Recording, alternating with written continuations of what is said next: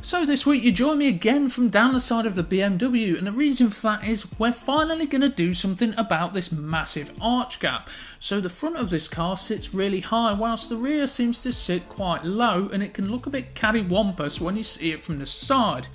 And I think the reason for that is the rear seems to be very soft, so I'm wondering whether the shock absorbers on the rear are actually coupe shock absorbers and not cabriolet. The cabriolet has a little more weight sat over the rear axle with the folding roof, whereas the coupe has a fixed solid roof all the way to the front, so there's less weight to the rear of the vehicle. That said, none of that explains why the front of this car seems to be monster trucking. Let me show you what we've got to sort that. Right, so as you can see, we've got a giant Maxpeeding Rods box, and inside this box is their T7 coilovers.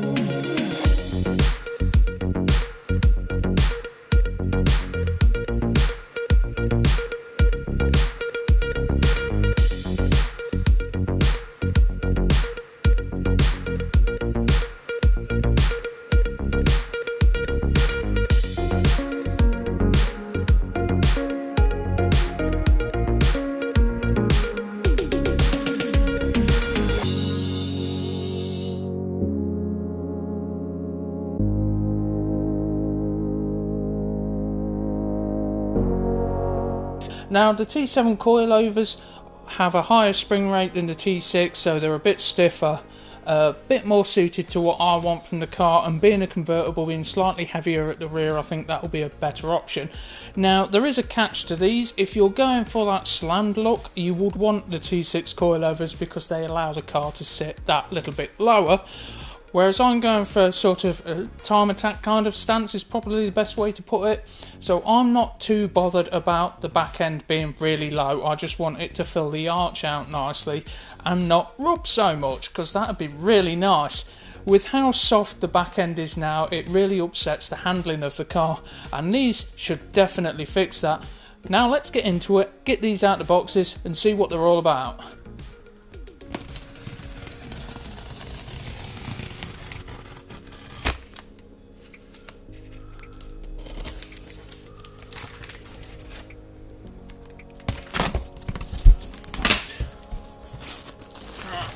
So, we have our tools. Oh, that's cool. They even come with a little gel badge there. I like that.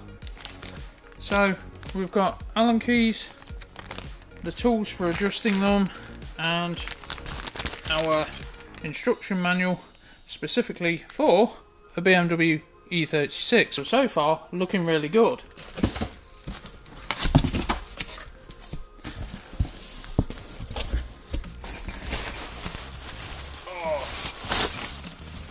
The exploding, expanding foam. Now, what have we got? So, we've got our spring cups for the rear springs. Let's get them out. We have our rear springs.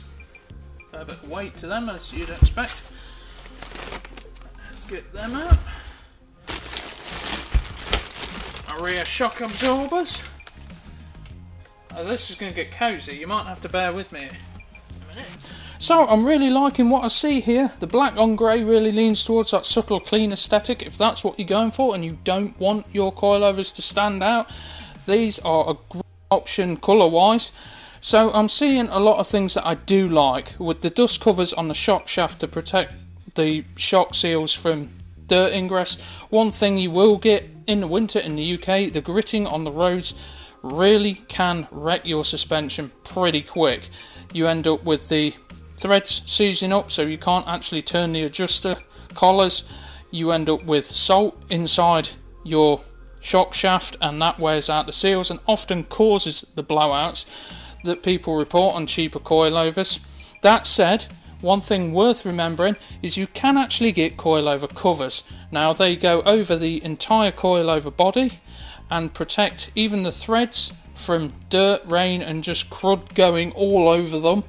so you don't end up with them seizing up. I've used them before on my Lexus IS200, my supercharged one. That was a car that was running Maxpeeding Rods Coilovers, and I never had an issue with that. I abused that quite a lot. That said, overall the quality of these coilovers seems really high, and far higher than I was actually expecting. It's good to see that we've got 10.9 graded hardware on the shock mounts. Overall, these look like a really good set of coilovers. Now, one thing that I can definitely vouch for is this adjuster on the top for the damping is not just a fidget spinner. On some cheaper coilovers you can end up with fake adjusters, and they basically say that they're adjustable coilovers, adjustable damping, and they're not.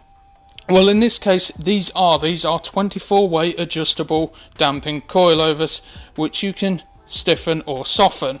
So another feature of these is the pillow ball top mount with the aluminium camber plate, which gives you a lot more adjustability in setting up your coilovers, as well as the 24-way adjustable damping. So the way the suspension works in the rear of a BMW E36 with a standard setup is actually a coil by shock design, where the spring sits on the control arm and the shock sits separately in the rear wheel arch. So that said, you've still got pillow ball top mount here with the 24-way damping adjustable knob there. You still have the threaded collar here, and so the way the rear suspension is adjusted on this with ride height wise, we simply have an adjustment collar there and a lock collar there, and we rotate them to raise or lower the suspension. So far I'm really impressed with the quality of these coilovers. They're certainly impressive for the price point. Now let's get to the fun part and installing them on the car. Right, so this can be a little bit of a tricky thing to do on this car, because the actual roof gets caught just here on the actual frame. So let's just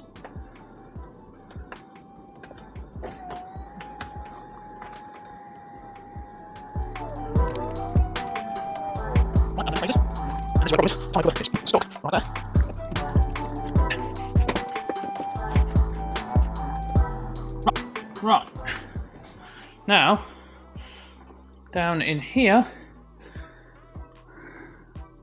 we should have the shock bolt right there, nice and easy. So it is actually easier on a convertible to do this job than it is in a coupe or saloon, I believe. Win! Right, so we've got the wheel off now and we can see clearly what's going on in here. So we've got the lower mount just down there, right there. Then we have the spring separate to the shock here, and basically this is the proper name for this is a divorced setup. So the spring sits separate to the actual shock absorber. I call it coil by shock. It doesn't really matter. Professionally, it's known as a divorce suspension system. So obviously what I'm going to do first is undo the lower mount here for the shock absorber, and then drop the arm down. That'll allow the spring to be free so I can pull that out, and then we'll undo the top mounts for the shock absorber, which are just here. So shouldn't be too bad, providing everything comes undone. So now that I actually have everything set, I've already locked off this collar because I've got it set at roughly the ride height I want. So we'll see whether that works out how I think it will. So this is the way that the coil spring itself sits, with the adjuster at the top and this little base plate there that sits at the bottom, and then they sit on top of the rubber spring seats that are inside there. So you can just see the spring seats just there, and that rubber that I've just stuffed on there actually belongs on the top one there. It's just fell down. So let's get these put in. Right, so now we've done that, it's time to actually fit the shock absorber itself. Now this should be fairly straightforward. It's 2 bolts at the top, shove it up through the hole, put the nuts on, and then we adjust the preload, which I say preload, it to me seems more like droop, but we'll see how it sits as it stands, because obviously we've got that spring set quite high. Most people would obviously lower this as much as they could. I don't want to do that. I just want a normal usable ride height, but the front of this car is what I'm focusing on more than anything.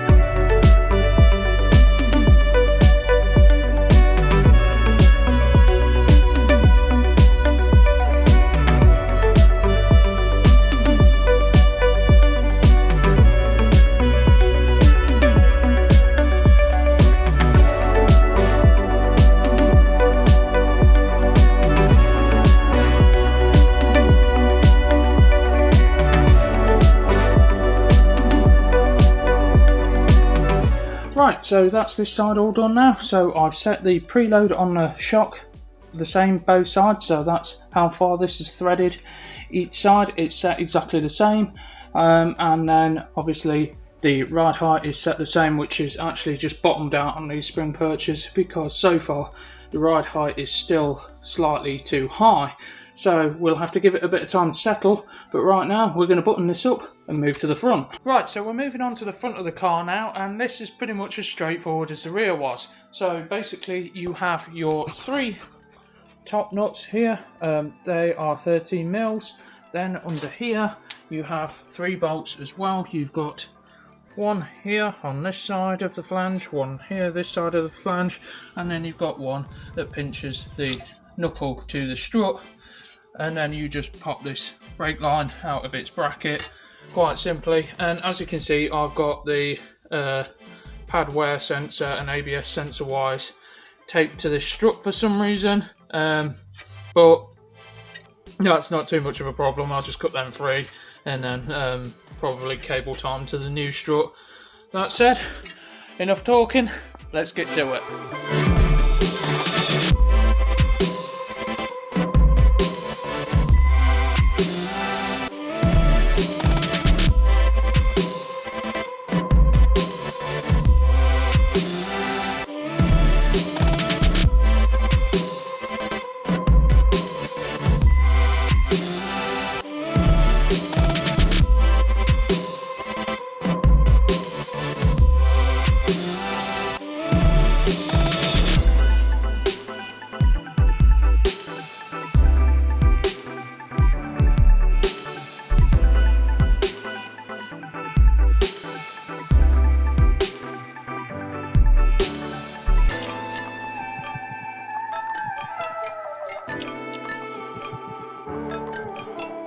Right, so I've got it set up now at the ride height that I think I want it.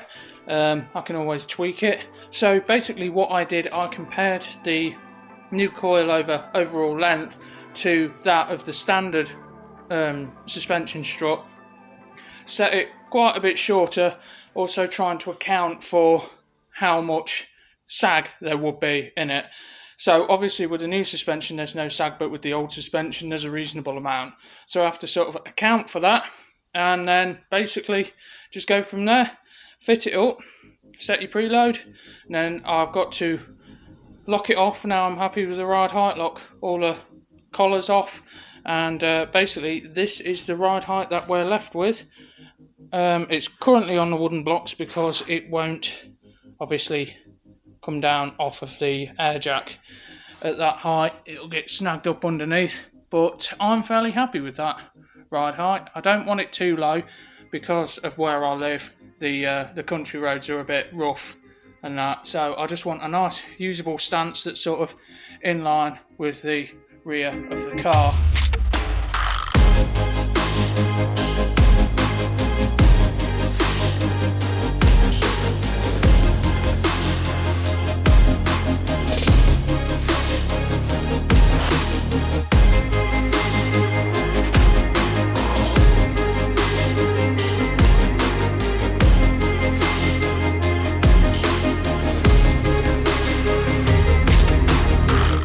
Right, so that's this side all fitted up now. So what I found the best way to do this is to leave the top bolts loose, focus on doing the bottom ones up first, and then tighten up your top bolts.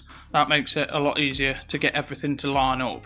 So when setting the ride height on this, so basically what you have your locking collar here that you just slacken off, then that allows you to turn the whole strut like so, and that adjusts your ride height. Then you simply lock it off using the handy C-spanner. You get 2 of these with the kit, so you simply slot that on there and lock it off just like that. Then obviously you have your preload as well. Now don't get these two confused, this is not how you adjust your ride height, this is your spring preload.